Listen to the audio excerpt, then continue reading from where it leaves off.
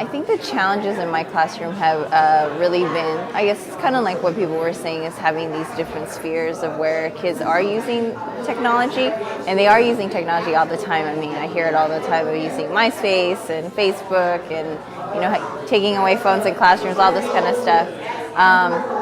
But I think it's just, the challenge is sort of flipping the mentality, I think, of them understanding that this is something that they could be used, and also for teachers as well, right? So to be able to say, hey, they are using these things, how can we use it to help them with content, learning, or, more importantly for me, like literacy. So I think it's been really like a rethinking of the way that we've done school has been the challenge, because we're very much used to the way that traditional school works and the way that it operates. So I think that's been the biggest challenge, but that's been the most exciting, because I think kids are now able to see that they can do this.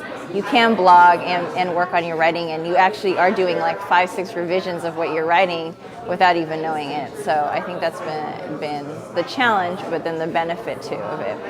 There's a time and a place for anything. I think as adults we know that we need to turn our cell phones off when we go here. We don't use them when we're in the movie theater or at a meeting or something like that. And I think it's the same for students to understand that, during school they shouldn't be texting, or they may not need to be doing these kinds of things. But a lot of them use their iPods as jump drives. They save their papers on their iPods and different things like that. So I think, again, is really understanding the sort of genre of like when they're allowed to use it, and oftentimes they're not taught that, I think. And so, especially at my school, and so I think at school we do have a clear policy of not having cell phones, not using these things, but there are appropriate times when you can, and just having that awareness, I think, of it, and talking to them about it will help with that.